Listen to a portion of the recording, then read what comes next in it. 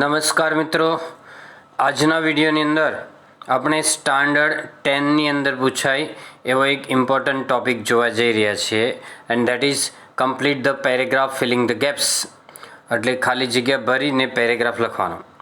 મિત્રો, પેરેગ્રાફ આખો લખવાનો છે, આન્સર નીચે અંડરલાઇન કરવાની છે, કૌંસ ન લખો તો ચાલશે, પણ ન આવડે તોય પણ આખો પેરેગ્રાફ લખીને ન આવડે તો અંદાજે પણ તમે આમાં લખી શકો. ટેક્સ્ટબુકમાંથી જ આ પૂછાય છે અને 3 માર્ક્સની અંદર પૂછાશે.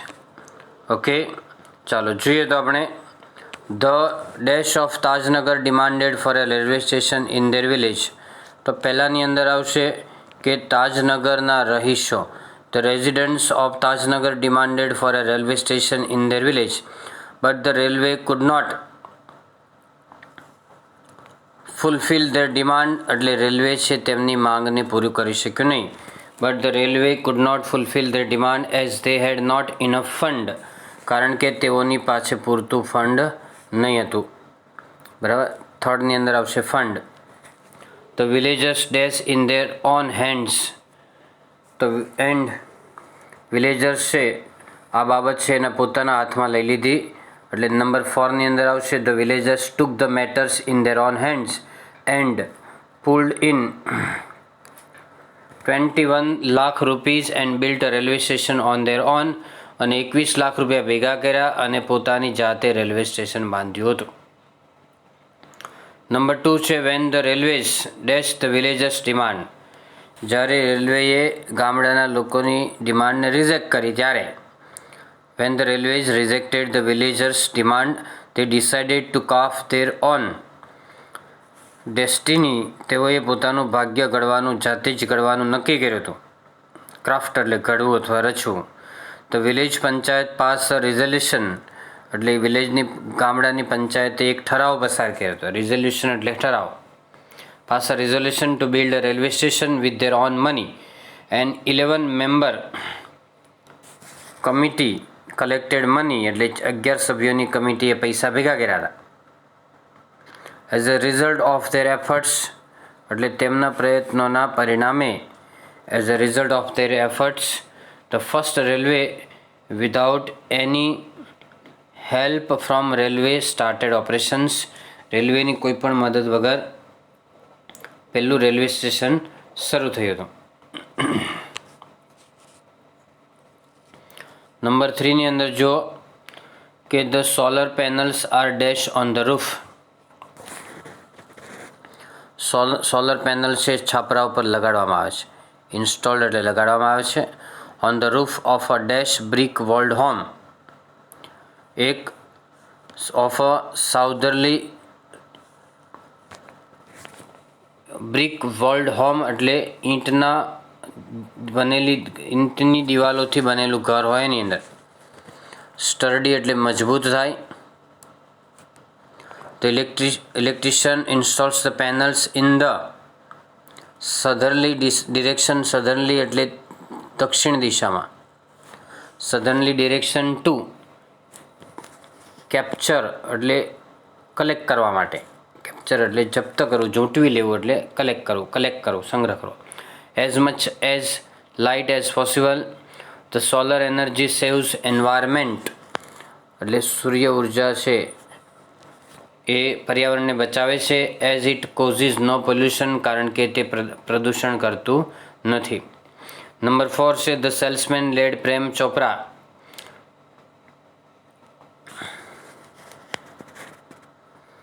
metallic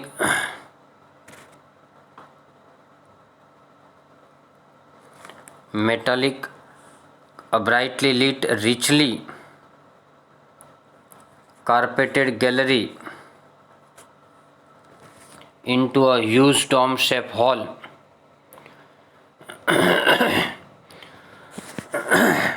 Glowing with fluorescent light. The right corner appeared to be crowded with robots in through silver,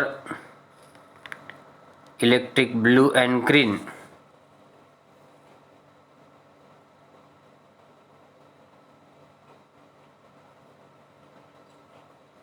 છેલ્લામાં પહેલામાં છે થ્રુ આવશે, પહેલામાં થ્રુ અને છેલ્લામાં મેટાલિક આવશે.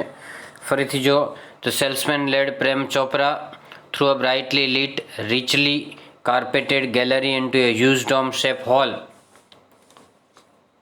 glaring with fluorescent light. The right corner appeared to be crowded with robots in metallic, silver, electric blue and green. Number 5 જો Ramsinh 70070 followed Prem Chopra like a dog. કેવો કૂતરો હોય? ફેથફુલ ડોગ એટલે વફાદાર કૂતરાની માફક. એ ફેથફુલ આવશે નંબર 1 ની અંદર. When he stopped at Gopal dash through the glass window he saw a dash display of gold ornaments. When he stopped at Gopal Jewelers, જ્યારે તે ગોપાલ જ્વેલર્સમાં અટક્યો ત્યારે through the glass window he saw a dash display of gold ornaments. જનરસ એટલે ઉદાર થાય એમ તો, પણ જોરદાર અહીંયા લેવાનું છે. he saw a quickly Prem Chopra dashed around the corner and spoke into the remote control. Disappeared around the corner છે એમાં 4 આવશે. and spoke into the remote control. Pick up a necklace એટલે કે હારને ઊંચકી લે. and hide it. No noise, information not to be revealed. થર્ડની અંદર જનરસ એટલે ઉદાર આવતું હતું. ફરીથી એકવાર જો Ramsingh 070 followed Prem Chopra like a faithful dog, વફાદાર કૂતરાની માફકે અનુસર્યો હતો. When he stop at Gopal jewellers through the glass window he saw a generous display of gold ornaments. Generous એટલે ઉદાર થાય, પણ અહીંયા સમૃદ્ધ લેવાનું. Quickly Prem Chopra disappeared around the corner and spoke into the remote control. Pick up a necklace and hide it. No noise, information not to be revealed. Number 6 ની અંદર જો Arun has and his team of dash have cleaned beaches. Team of volunteers એટલે સ્વયંસેવકોની team છે, એમણે દરિયા કિનારાઓ છે, નદી કિનારાઓ સાફ કર્યા હતા. and dash water bodies in Chennai and various water bodies in Chennai, વિવિધ જળાશયો. At the age of 17, Arun founded NGO એટલે NGOની સ્થાપના કરી હતી, non government organisation. They clean beaches, lakes and zoos, plants trees. Educate people એટલે લોકોને ભણાવે છે. Through street play and also make environment friendly. Paper bags લોકોને ભણાવે અને પર્યાવરણને પ્રદૂષિત ન કરે એવી પેપર બેગ પણ બનાવે છે. નંબર 7 જો there was a beautiful lake near Arun's house which once had a lot of birds and snakes. frogs and snakes એટલે દેડકાઓ પણ હતા. તો frogs and snakes was polluted, badly polluted, ખૂબ જ પ્રદૂષિત હતો. એટલે બેડલી એટલે ખરાબ રીતે પ્રદૂષિત હતો. નંબર 2 છે. પછી ઇટ વુડ સ્પ્રેડ મોસ્કિટોઝ એટલે મચ્છરોનો ફેલાવો કરે. અને and turn a lovely place into an ugly neighbourhood એટલે પડોશમાં. This hurt Arun heavily and he wanted to do something about it. આ બાબતે અરુણને ખૂબ જ માનસિક રીતે ઈજા પહોંચાડી એટલે લાગણી દુભાવી હતી. નંબર 8 છે the good lord was extremely busy that day. He was into his 6th day of overtime when he was working with full concentration. એકાગ્રતાથી કામ કરતા હતા ત્યારે an angel appeared and commented એટલે ટીકા કરી હતી that he was taking much care for creating the creature એટલે આ જીવની ઉત્પત્તિ માટે તેઓ વધારે પડતી કાળજી લઈ રહ્યા હતા. The angel was curious to know about the details of the creation. દેવદૂત છે એ આતુર હતો એની વિગતો જાણવા માટે. All the parts of mother should be movable and રિપ્લેસેબલ એટલે દરેક ભાગ છે એ બદલી શકાય એવા હોવા જોઈએ. She has a lab that ડિસઅપિયર્સ